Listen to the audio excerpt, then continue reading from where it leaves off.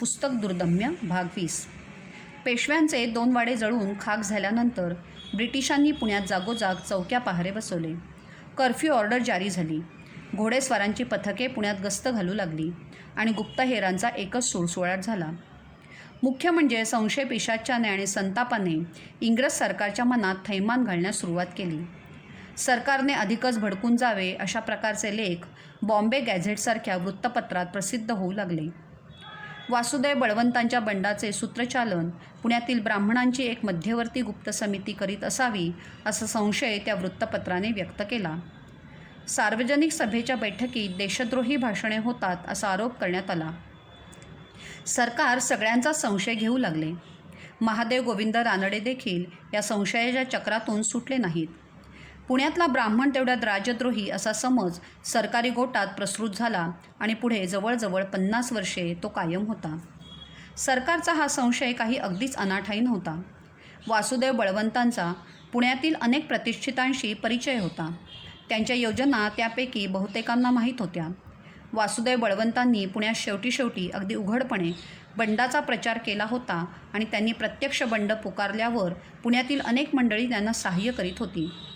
अण्णासाहेब पटवर्धन तर त्यांचे पाठीराखेच होते. ज्योतिबा फुले हे वासुदेव बळवंतांचे स्नेही होते.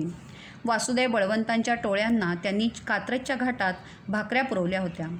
कृष्णाजी आबाजी गुरुजी, भिकाजी पंत हर्डीकर, वैद्य घोटावडेकर वगैरे त्यांचे अनेक सहकारी गुप्तपणे त्यांना होईल तितकी मदत करीत असत. सार्वजनिक काकांना फडक्यांविषयी निश्चितपणे सहानुभूती होती आणि महादेव गोविंद रानड्यांना फडक्यांविषयी पुष्कळशी माहिती तरी निदान होती.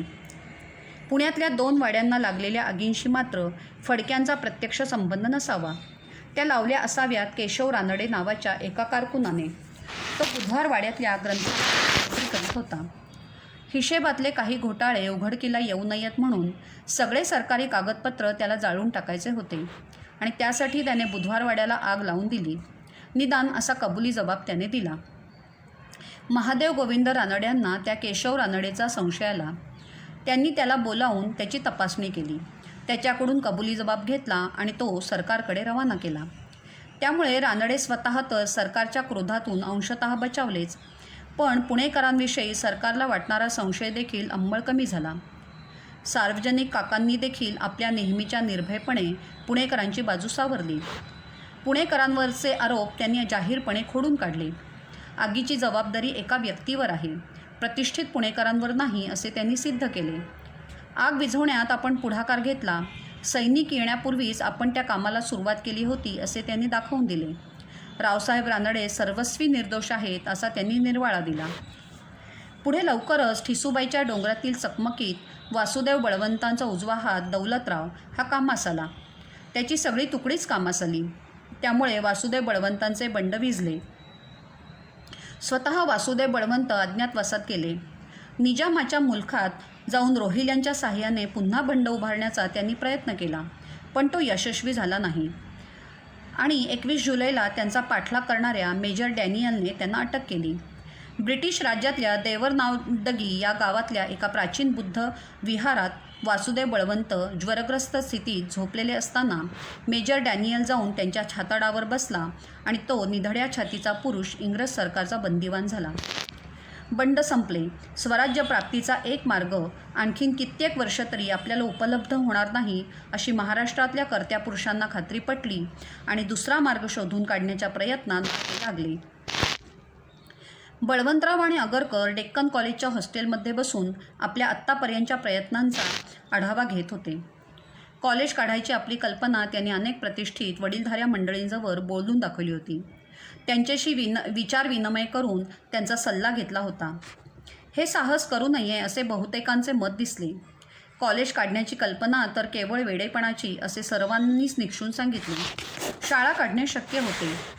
पुण्यात त्यापूर्वी देखील इतरांनी खाजगी शाळा काढल्या होत्या, पण ज्या प्रकारचे शिक्षण द्यायचा टिळक आणि आगरकरांचा निश्चय होता त्या प्रकारचे शिक्षण देण्यात अनेक अडचणी उपस्थित होणे शक्य होते आणि ज्या त्यागाच्या तत्वावर त्यांना आपले कार्य चालवायचे होते त्यानुसार झटून कार्य करणारे सहकारी मिळवणे ही गोष्ट महाकठीण होती.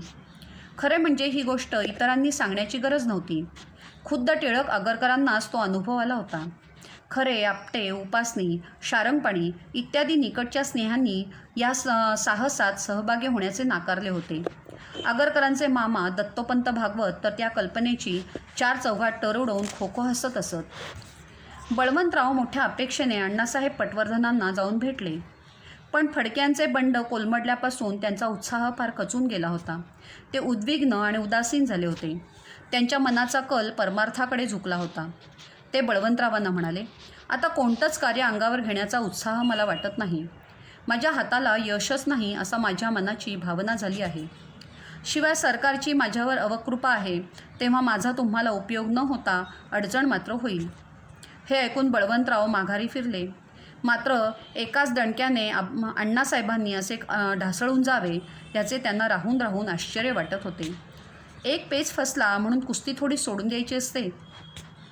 याबाबतीत रानड्यांचा सल्ला घ्यावा असे आगरकरांनी सुचवले.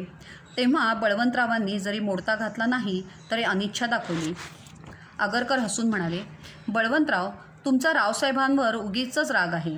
किती झालं तरी माणूस मोठा पोक्त, विचारी आणि विद्वान आहे. देशहितासाठी नेहमी काहीतरी करत असतो. त्यात काय मोठं आहे? 1000 रुपये पगार खाऊन इतर लोकांना देशहितासाठी राबवायचं आणि काम कोणीही आनंदाने करेल, त्यात मोठी प्रतिष्ठा ती कोणती? आगरकर म्हणाले, अहो पण त्यांची विद्वत्ता.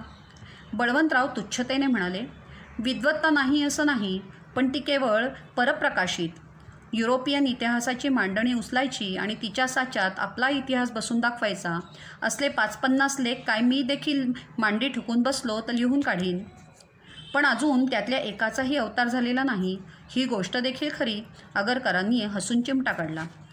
बळवंतरावांचा आत्मविश्वास किंवा अहंकार म्हणा इतका जबरदस्त होता की त्या बोलण्यातली खोस त्यांना कळली तरी टोचली नाही. काहीतरी अपूर्व असं सुचल्याशिवाय लिहिण्यात काय अर्थ आहे? मी जेव्हा लिहीन तेव्हा सगळ्या जगाला चकित करून सोडेन याची खात्री बाळगा. ती खात्री मी बाळगूनच आहे. पण मंदोदरीच्या या प्रसूतीची वाट पाहत असता मी रावसाहेबांना एक पत्र टाकलं तर काय हरकत आहे? आगरकर पुन्हा मूळ मुद्द्याकडे आले. हरकत कसली? पण या गृहस्थांविषयी माझ्या मनात तिटकाराच बसलेला आहे. पुनर्विवाहाच्या गोष्टी लोकांना शिकवायच्या आणि आपण 12 वर्षाच्या मुलीशी द्वितीय विवाह करून मोकळं व्हायचं, ही त्यांची तत्त्वनिष्ठा. आपल्या नोकरीवर गंडांतर येतंसं वाटलं की त्या बापड्या केशव रानड्याला सरकारच्या स्वाधीन करायचं, हे त्यांचं देशप्रेम. बळवंतरांनी निर्दयपणे रानड्यांची नुसती चिरफाड केली. तरी पण आगरकरांनी रानड्यांना पत्र टाकलेच. त्यावेळी सरकारने रागावून त्यांची धुळ्याला बदली केली होती. तेथून रानड्यांनी तत्परतेने उत्तर पाठवले. त्यात त्यांनी या तरुण मंडळींच्या देशहिताबद्दलच्या कळकळीचा गौरव केला. राष्ट्रीय शिक्षणाचे महत्त्व म्हणजे पर्यायाने या तरुणांच्या नियोजित कार्याचे महत्त्व विशद केले. विचारपूर्वक आणि सबुरीने कामाला हात घालावा असा सल्ला दिला. स्वतः काही करून दाखविल्याशिवाय लोक मदत करायला पुढे सरसावायचे नाहीत असा इशारा दिला आणि भाव्यांची शाळा नीट चालत नव्हती, तीच चालवायला घेऊन कार्याला सुरुवात करावी अशी व्यावहारिक सूचना देखील केली. या पत्राचाच ते दोघे खल करीत बसले होते. तेवढ्यात लगबगीने नामजोशी तेथे येऊन हजर झाले. बळवंतराव त्यांना म्हणाले, लेखासाठी आलात ना? अजून लिहून झाला नाही, पण डोक्यात तयार आहे. 1-2 तासात कागदावर उतरवून देतो. नामजोशी पगडी काढून उपाडण्याने टाळू व डोके टिपीत म्हणाले, ते तर काम आहेच, पण एक महत्त्वाची बातमी घेऊन आलो आहे. विष्णूशास्त्री चिपळूणकर सध्या पुण्यात आहेत. त्यांनी सरकारी नोकरी सोडून द्यायचा अगदी पक्का निश्चय केला आहे. बळवंतराव उद्गारले, काय म्हणता? पण हे कशासाठी? त्यांनी स्वतःची अशी एक स्वतंत्र शाळा पुण्यात काढायचा निश्चय केला आहे. खरं की काय? खरं म्हणजे वासुदेव जोशांजवळ त्यांनी ह्या गोष्टीची वाच्यता केली आणि खुद्द वासूकाकांनी ती मला सांगितली. बळवंतराव आणि गोपाळराव चकित होऊन एकमेकांकडे पाहतच राहिले. दोघांच्या डोक्यात एकच विचार आला होता. दोघांचेही डोळे आनंदाने चमकत होते. दोघांच्याही मुद्रेवर हास्य उमटले होते.